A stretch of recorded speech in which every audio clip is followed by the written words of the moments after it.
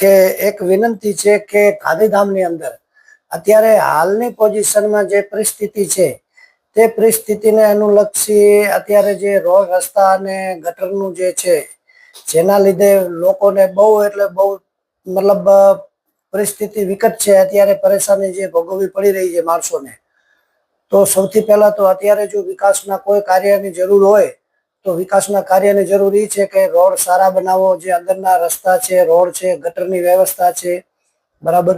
સૌથી પહેલા અત્યારે તો મોટામાં મોટી જો કોઈને માણસને જરૂર હોય તો રોડ રસ્તાની અને ગટરની જરૂર છે, બરાબર. બાકી દબાણ હટાવ કાર્ય થઈ રહ્યું છે એ બી બહુ સારી વ્યવસ્થા છે.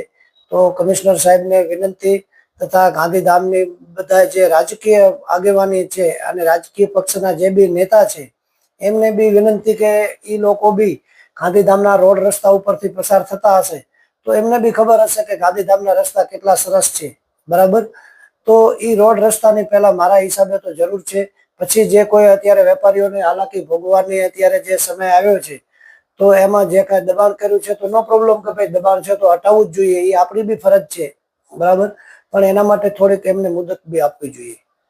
શેરોમ મહારાજ, જે ગાંધીધામની અંદર જે આપણો એક મહાનગરપાલિકાનો દરજ્જો મળ્યો છે, પણ અત્યારે આપ જુઓ ને તો સારા રોડ નથી, સારા ગટર નથી, સારી લાઇટ નથી, અને આપ જોઈ શકો છો કોઈ રસ્તા ઉપર એવું કોઈ નહીં કે નાનો ની મોટો ખાડો ન પડ્યો હોય અને બિસ્માર રોડની હાલત હોય.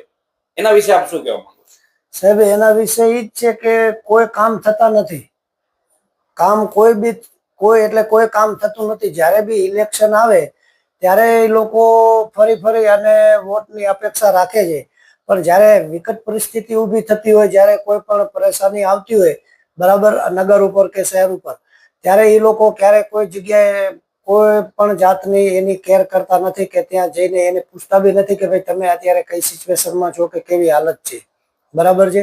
ગુરુકુળમાં રોડ રસ્તા ખરાબ હતા, કેટલા ટાઈમ હેરાન થઈને માણસોએ જ્યારે આમ આંદોલનની ચીમકી ઉપર આંદોલનની છેવટે મતલબ આવી ગયા ત્યારે એ રોડને અત્યારે કામ ચાલુ થયું ને રોડ બનાવવામાં આવ્યો. ગાંધીધામનો નવો બ્રિજ છે, ત્યાંથી ચાલો છો ત્યાં એટલા મોટા ખાડા છે, બરાબર. એનાથી આગળ જઈએ તો ગાંધીધામની મેન માર્કેટમાં જતા જ ગાંધીધામની બજારમાં એન્ટ્રી થતા જ એટલી બધી તકલીફ પડે છે માણસોને, આવવા જવામાં બધું ખોદીને રાખી દીધું છે, પણ અત્યારે બી કોઈ કામ એનું વ્યવસ્થિત ચાલુ નથી. તો મિત્રો, મહાનગરપાલિકા કમિશનર સાહેબને વેપારીઓ વિનંતી કરી રહ્યા છે કે કમિશનર સાહેબ આપ રોડ રસ્તાઓનો સર્વે કરો અને વેપારીઓને આ હાલાકી ભોગવી ન પડે એના માટે આશા સાથે જય હિન્દ, જય ભારત.